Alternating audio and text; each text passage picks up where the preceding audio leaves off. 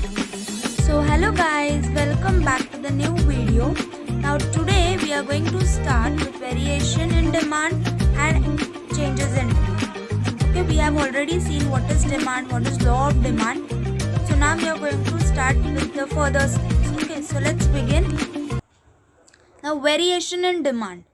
तो variation in demand क्या होता है? When the demand for a commodity fall or rises due to a change in price alone and other factors remain constant, it is called variation in demand. Okay मतलब variation क्या होता है? अगर किसी भी डिमांड में चेंज होता है, ओके, प्राइस की वजह से, मतलब प्राइस की वजह से अगर डिमांड बढ़ रहा है या फिर कम हो रहा है तो उसे बोलते हैं variation in demand. Okay, variation in demand मतलब प्राइस की वजह से अगर डिमांड में चेंज हो रहा है तो. Okay, so the two types of variation in demand. तो वेरिएशन इन डिमांड के दो टाइप्स होते हैं, एक्सपांशन और एक्सटेंशन इन डिमांड और contraction in demand. Okay, extension and expansion in demand मतलब जब डिमांड बढ़ता है because of price. Okay, and contraction in demand मतलब जब डिमांड कम होता है because of price. Okay, the first one is expansion of demand. Okay, expansion और एक्सटेंशन इन डिमांड मतलब जब डिमांड बढ़ जाता है. Expansion of demand refers to rise in the quantity demanded due to fall in the price alone, while other factors like taste, income of consumer, size of population, etc. remains unchanged. तो expansion of demand कब होता है? जब किसी भी चीज़ की demand बढ़ जाती है. ओके, प्राइस के कम होने से, सिर्फ और सिर्फ प्राइस के कम होने से जो भी अदर फैक्टर्स होते हैं, taste, preference, consumer, income, size of population, उनका यहाँ कुछ फ़र्क नहीं पड़ता. ओके, वो जैसे है वैसे ही रहते हैं. They remain unchange, they remain stable. Okay, सिर्फ प्राइस कम होने से डिमांड बढ़ जाता है तो हम लोग उसे क्या बोलते हैं? एक्सपांशन ऑफ डिमांड और extension in demand. Demand moves in the downward direction on the same demand curve. Okay, तो जब भी हम लोग डायग्राम की बात करें तो डायग्राम में क्या होता है? जो डिमांड कर्व होता है वो डाउनवर्ड्स डायरेक्शन में मूव होता है. ओके, तो ये डायग्राम है. This is explained with the help of the following diagram. Okay, तो ये डायग्राम है एक्सपांशन ऑफ डिमांड का. यहाँ पे क्या है? एक्स एक्सेस पे हम लोग को दिया है क्वांटिटी डिमांडेड इन केजीज और वाई एक्सेस पे है प्राइस इन रुपीज़. तो पहले क्या था? पहले प्राइस था पी और क्वांटिटी डिमांडेड था क्यू. ओके, तो देखो पहले प्राइस था पी, ओके, और क्वांटिटी डिमांड था Q. So that is P Q. तो पहले जो हम लोग का डिमांड था वो था at the point A. Okay, बाद में due to fall in price, okay, मतलब प्राइस कम हो गया, पी से प्राइस आया P1 पे, तो प्राइस कम हो गया और उसके वजह से क्या हो गया? डिमांड बढ़ गया. तो डिमांड क्यू से कहाँ पे आया? Q1 पे. ओके, तो तभी हम लोग का डिमांड कहाँ पे है? बी पे. तो हम लोग का डिमांड क्या हो गया? डाउनवर्ड शिफ्ट हो गया. ओके, ए से बी पे आया. Okay, that is extension in demand. Okay, so see, as shown in the figure 3.7, DD is the demand curve. Okay, मतलब ये जो 3.7 फिगर है इसमें जो हम लोग को DD दिया है वो है हमारा demand curve. A downward movement on the same demand curve from point A to B indicates an expansion in demand. Okay, तो यहाँ पे जो डाउनवर्ड शिफ्ट है from point A to point B on that demand curve वो है extension in और expansion in demand. Next है contraction in demand. Contraction of demand refers to a fall in the demand due to rise in the price alone. Okay, contraction में क्या होता है? Demand कम होता है due to rise in price, मतलब price के बढ़ने से डिमांड कम होना, that is contraction in demand. Other factors like taste, income of consumer, size of population etcetera remain unchange. Okay, तो जो बाकी के फैक्टर्स होते हैं उनका यहाँ पे कोई संबंध नहीं है. ओके, जैसे कि taste, income of consumer, size of population, ये सब जो है वो स्टेबल रहता है, अनचेंज रहता है. Demand curve moves in the upward direction on the same demand curve. Okay, तो यहाँ पे क्या होता है? जो डिमांड कर्व होता है वो ऊपर की तरफ जाता है. ओके, एक्सटेंशन में हम लोग ने देखा कि वो नीचे की तरफ जाता है, राइट, और कॉन्ट्रैक्शन में क्या होता है? ऊपर की तरफ जाता है. तो देखो यहाँ पे डायग्राम दिया है. This can be explained with the help of following figure 3.8. Okay, तो ये है कॉन्ट्रैक्शन ऑफ डिमांड की figure. Okay, we are talking about contraction in demand. अभी यहाँ पे हम लोग को दिया है वाई एक्सिस पे प्राइस और एक्स एक्सिस पे quantity demanded in kgs. Okay, तो पहले क्या था, पहले था प्राइस पी और डिमांड क्यू, मतलब एट प्राइस पी हम लोग ने इतना डिमांड किया। ओके, मैंने थोड़ा नीचे बनाया ताकि आप लोग को दिख सके। ओके, सो प्राइस पी पे हम लोग का डिमांड क्या था, क्यू। ओके, पर अचानक से प्राइस बढ़ गया। ओके, प्राइस इंक्रीज हुआ from P to P two. Okay, from P to P two. Okay, so तभी क्या होगा, तभी जब हम लोग का प्राइस बढ़ा तो हम लोग का क्वांटिटी डिमांडेड था वो कम हो गया, क्योंकि डिमांड में हम लोग देखते हैं अगर प्राइस बढ़ता है तो डिमांड कम होता है। तो इन द सेम वे जब हम लोग का प्राइस बढ़ा तो हम लोग का डिमांड कम हुआ। ओके, कॉन्ट्रैक्ट का मीनिंग अगर आप लोग को पता होगा, कॉन्ट्रैक्शन मतलब कम होना। ओके, और एक्सपांशन मतलब जो उसका एग्जैक्ट प्लेस है उससे थोड़ा बढ़ जाना, और कॉन्ट्रैक्शन मतलब उससे थोड़ा कम हो जाना। ओके, तो that the same meaning applies here. Okay, तो पहले हम लोग का डिमांड कहा था पॉइंट बी पे। ओके, और अभी कॉन्ट्रैक्शन या फिर प्राइस बढ़ने की वजह से क्या हो गया, डिमांड ए। Okay, change. तो यहाँ पे क्या हो गया, जो हम लोग का डिमांड था वो ऊपर की तरफ शिफ्ट हुआ। Okay, so this is contraction in demand. Okay, due to increase in price हम लोग का डिमांड क्या हो गया, कम हो गया। Okay, so that is contraction and demand. Okay, got it? As shown in the figure 3.8, DD is a demand curve. Okay, तो हम लोग को यहाँ पे जो फिगर में दिखा है वो DD जो है वो डिमांड कर्व है। Okay, the upward movement on the same demand curve from point B to point A shows contraction and demand. मतलब जो अपवर्ड मूवमेंट है डिमांड कर्व का from point A to point B, okay, that is contraction and demand. Okay, तो यहाँ पे मैंने दोनों आपको निकाल के दिया कि आप लोग को डिफरेंस समझे, कॉन्ट्रैक्शन और एक्सपांशन ऑफ डिमांड। तो देखो, एक्सपांशन में क्या होता है, due to fall in price income बढ़ जाता है।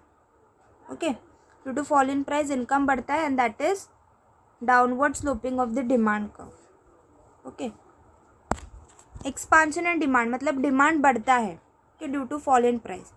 अभी नेक्स्ट है, जब प्राइस ज़्यादा होता है तो इनकम कम हो जाता है। Okay, that is contraction and demand. और कॉन्ट्रैक्शन में क्या होता है, डिमांड कर्व ऊपर जाता है। Okay, upward sloping. तो यहाँ पे क्या हो गया, कॉन्ट्रैक्शन मतलब डिमांड कम होता है due to rise in price. Okay, तो समझा आप लोग को contraction and demand and expansion and demand. Okay,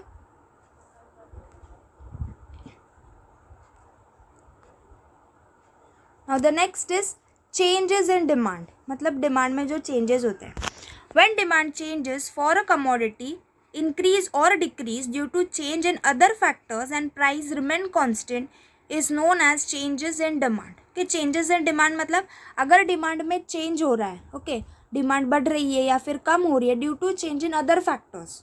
okay, मतलब प्राइस को छोड़ के जो भी फैक्टर्स है उसकी वजह से अगर डिमांड में चेंज हो रहा है, that is change in demand. Okay, तो two types of changes in demand. Changes in demand के भी दो टाइप्स होते हैं, that is decrease in demand and increase in demand. Okay, मतलब डिमांड का बढ़ना और डिमांड का कम हो जाना। नाउ इंक्रीज इन डिमांड मतलब डिमांड बढ़ना, it is refer to increase in the quantity demanded due to favourable changes in other factors like taste, income of consumer, climatic condition etcetera and price remains constant. Now increase in demand मतलब किसी भी commodity का demand बढ़ना। Okay, due to change in other factors मतलब जो other factors है जैसे कि टेस्ट हुआ या फिर कंज्यूमर का इनकम बढ़ गया, क्लाइमेटिक कंडीशंस हुए, इसकी वजह से अगर डिमांड बढ़ रहा है तो that is increase in demand. Okay, but यहाँ पे प्राइस का कोई इफेक्ट नहीं है, प्राइस का कोई लेना देना नहीं है, प्राइस इज कॉन्स्टेंट। ओके, सिर्फ जो प्राइस को छोड़ के अगर किसी भी चीज़ की वजह से डिमांड में चेंज हो रहा है that is change in demand. Okay, और इंक्रीज में क्या, उसकी वजह से अगर इंक्रीज इन डिमांड हो रहा है अदर फैक्टर्स की वजह से, that mean increase in demand. Demand curve shifts to the right hand side of the original demand curve. यहाँ पे क्या होता है, डिमांड कर्व शिफ्ट होता है towards right hand side of the original demand curve. This can be explained with the help of figure 3.9। Okay, तो यहाँ पे हम लोग को इस जो डायग्राम दिए है इससे हम लोग देखते हैं। ओके, इंक्रीज इन डिमांड मतलब डिमांड का बढ़ना। ओके, यहाँ पे हम लोग को दिया है प्राइस, यहाँ पे है quantity demanded in kgs. Okay, हाँ, हम लोग का जो प्राइस था पहले एट इनिशियल वो था P, और उसके वजह से हम लोग का जो डिमांड था वो था Q। ओके, सो हम लोग का जो डिमांड कर्व था वो था A। ओके, प्राइस P और Q के हिसाब से we had demand A। Okay, but किसी भी फैक्टर की वजह से, जैसे कि टेस्ट हुआ, इनकम हुआ, क्लाइमेटिक कंडीशंस हुआ, या फिर गवर्नमेंट पॉलिसीज़ की वजह से अचानक से क्या हो गया, हमारा डिमांड इंक्रीज़ हो गया। ओके, और A से वो पॉइंट B पे आ गया। सो that is what, increase in demand. Okay, समझा? तो हम लोग का जो डिमांड कर्व पहले था DD का A पे, वो हम लोग का B पे आ गया, D1। Okay, understood? So that is increase in demand. As shown in the figure 3.9, DD is the original demand curve. Okay, तो हमारा यहाँ पे जो DD है वो है original demand curve. Demand curve shifts outwards to the right from DD to D1 which indicates increase in demand। Okay, तो पहले जो हम लोग का था वो था DD का कर्व। ओके, पर due to increase in demand क्या हो गया, वो हम लोग का शिफ्ट हो गया D1 पे। सो वो है हमारा demand curve, okay, of increase in demand. Next is decrease in demand. It refers to decrease in the quantity demanded due to unfavorable changes in other factors like taste, income of the consumer, climatic condition, etc. and the price remains constant। Okay, decrease in demand, decrease in demand में क्या होता है, जो एक commodity का demand कम होता है due to changes in other factors, other factors की वजह से डिमांड कम होता है। Okay, other factors can be taste, income of consumer, climate, anything. Okay, and price remains constant. Okay, price को कुछ नहीं, प्राइस का यहाँ पे कुछ संबंध नहीं है। Demand curve shifts to the left hand side of the original demand curve. तो यहाँ पे क्या होता है, जो डिमांड कर्व होता है वो लेफ्ट हैंड साइड पे शिफ्ट होता है, लेफ्ट साइड पे from the original demand curve. Okay, so this can B explain with the help of figure 3.10। Okay, तो ये जो यहाँ पे दिया है 3.10 that is decrease in demand, मतलब डिमांड कम होता है ड्यू टू अदर फैक्टर्स। तो यहाँ पे है प्राइस, यहाँ पे है क्वांटिटी डिमांडेड, एक्स एक्सेस पे क्वांटिटी डिमांडेड, वाई एक्सेस पे प्राइस। तो पहले हम लोग का एट स्टार्ट, ओके, तो हम लोग का प्राइस था P और डिमांड था Q। So this was our P and Q। तो हम लोग का जो पहला डिमांड था वो था A, okay, at point A, but due to other factor जैसे कि गवर्नमेंट पॉलिसी हुआ, कंज्यूमर का टेस्ट या फिर प्रेफरेंस चेंज हो गया, या फिर कंज्यूमर का इनकम कम हो गया, तो उसके वजह से क्या हो गया, हम लोग का जो डिमांड है वो कम हो गया, डिक्रीज़ हो गया। तो हम लोग का डिमांड कर्व जो है वो लेफ्ट हैंड साइड पे शिफ्ट हो गया, that is D2, okay, at point B। Okay, so that is our new demand curve of decrease in demand. As shown in the figure 3.10, DD is the original demand curve. तो यहाँ पे जो हम लोग का है ये DD, ये जो DD है that is original demand curve. Okay, but it shifts inwards to the left from DD to D2 which indicates decrease in demand. Okay, but due to change क्या हो गया, हम लोग का जो DD कर्व था वो लेफ्ट हैंड साइड पे शिफ्ट हो गया। Okay, that is D2। Okay, DD से वो शिफ्ट हो गया D2 पे, that is decrease in demand. Okay, understood? तो यहाँ पे मैंने दोनों दिखाया है, increase in demand and decrease in demand. Okay, तो इंक्रीज इन डिमांड में क्या होता है, प्राइस तो सेम रहता है दोनों में, अदर फैक्टर्स की वजह से अगर डिमांड इंक्रीज हो रहा है, डिमांड इंक्रीज हो रहा है, सो that is increase in demand.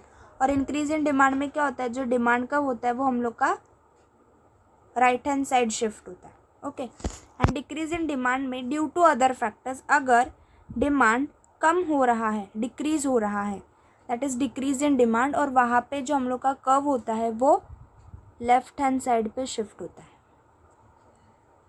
Okay, तो समझा, that is increase in demand and decrease in demand. So thank you for watching this video. I hope you understood it. If you have any doubts, comment me below, and please like, share and subscribe to my channel. Bye.